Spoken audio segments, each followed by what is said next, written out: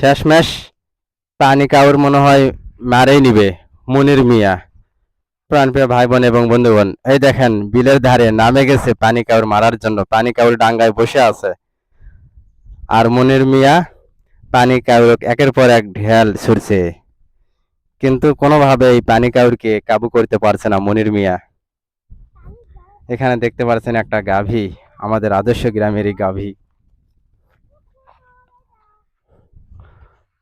মনির মিয়া ওখানে পানি কাউর মারার জন্য ব্যস্ত, বারংবার ঢেল ছুড়ছে। শেষের দিকে মনির মিয়া পুকুরে নামেই গেল সুন্দর একটা ভিডিও ধারণ করার জন্য, পানি কাউরকে ধরার জন্য। দেখি আমরা মনির মিয়া পানি কাউর ধরতে পারে কিনা। শেষের দিকে পানি কাউরটা উড়েই গেল, মনির মিয়া ধরতে পারলো না।